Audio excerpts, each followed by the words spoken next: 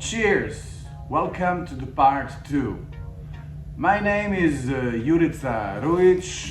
I'm marine and offshore worker with over 20 years of experience, as well as the former professor at Marine Academy in Zadar, Croatia. My goal is to try to help you with my own experiences and the mistakes I made to make your life easier and your job searching process more easier. During 20 years I have done countless interviews and have sent thousands of emails. In previous video I was talking about hiring process and preps for the interview, and in this one I will talk about self-promotion, how to create a CV, and about LinkedIn, of course. So without further ado, let's do this. Self-presentation or self-promotion. How to do that? First of all, you create a LinkedIn profile, as the LinkedIn is a platform used for business contacts. So please put a nice photo and keep in mind that LinkedIn is not a Facebook.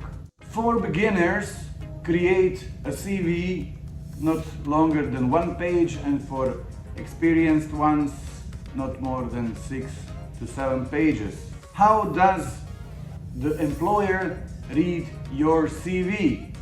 First, he reads your first name and last name, and then he thinks, who is this person? Maybe I know him from somewhere.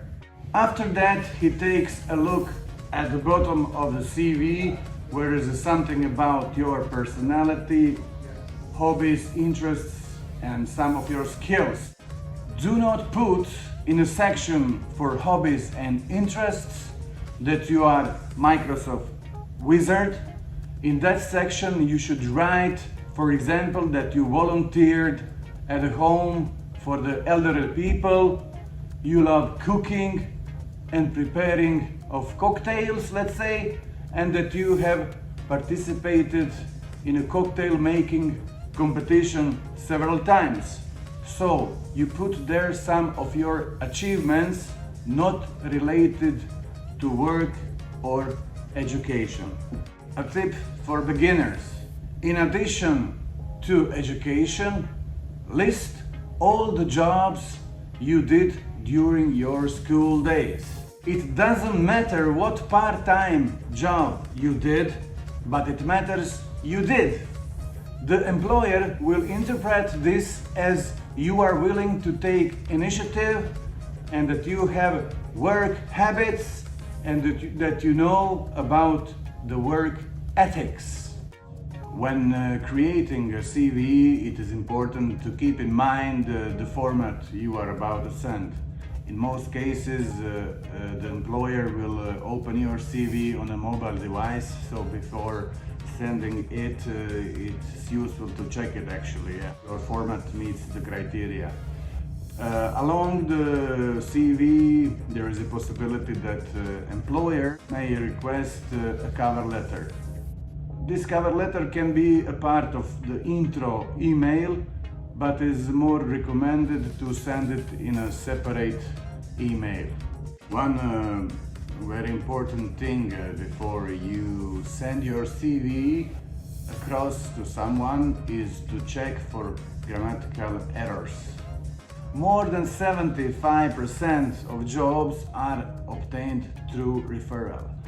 So it is a great advantage to know someone in the company you are applying for and to refer to that person. Of course, the person in question must give you his or her consent for that option.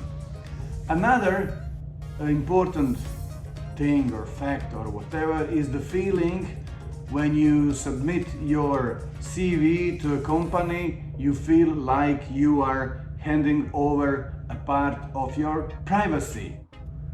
The most companies have the tools to protect your details, but some don't. So you should be aware of that fact as well.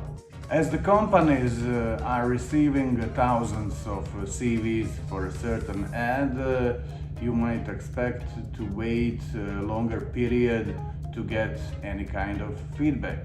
And also there is a great option to never have a feedback, so prepare yourself mentally for that. Be aware of the fact that some jobs are already filled up, but due to some legal things, companies have to advertise the job even though that the job itself has been filled up. So you send your CV over there and you never get an answer. So that is also another possibility. After you have created a CV, cover letter, LinkedIn profile and everything, you have to look for recommendations, because those recommendations will help you out in a job searching process. Recommendations of friends who are working or been working in the company, or friends of friends. When it comes to the interview stage, always be prepared to give an answer to any questions. For beginners who have just graduated, the employer can ask the question, "What would you like to do?" The worst answer would be, "I don't know," or being unprepared, or answer something inappropriate. And the big no answer is, "I would do anything even without being paid." No. When answering the interview questions, you should help the employer to help you. So stick to the facts always. One real-life example: you find yourself at a job fair. So you are roaming around and talking to the random people. So you never know who were you talking to or with. It is important to plant a seed that will grow over time.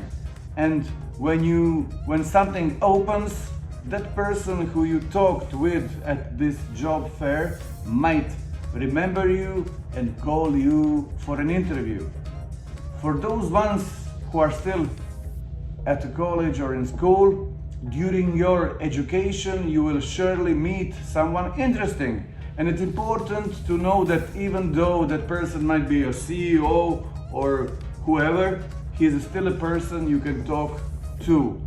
And during that communication you may say something interesting that leaves impression and bring a job later on. This is just an example. Know foreign languages: Italian, French, Spanish, Dutch, German. So it's beneficial to know one other language than just English.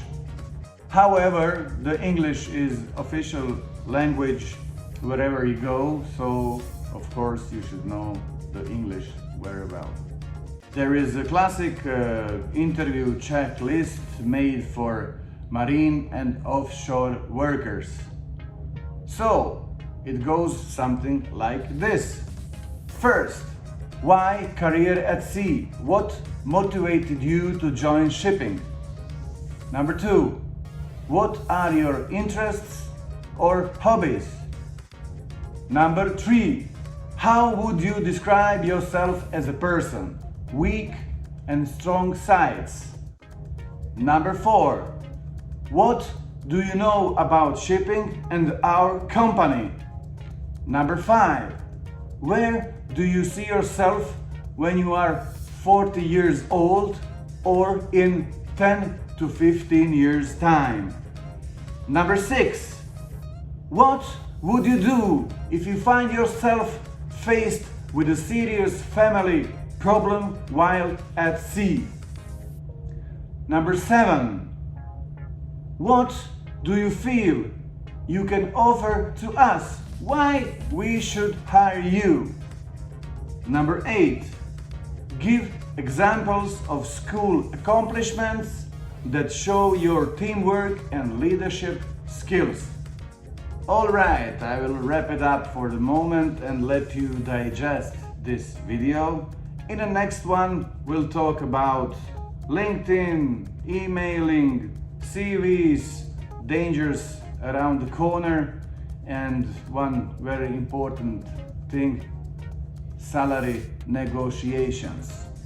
See you next time. Cheers.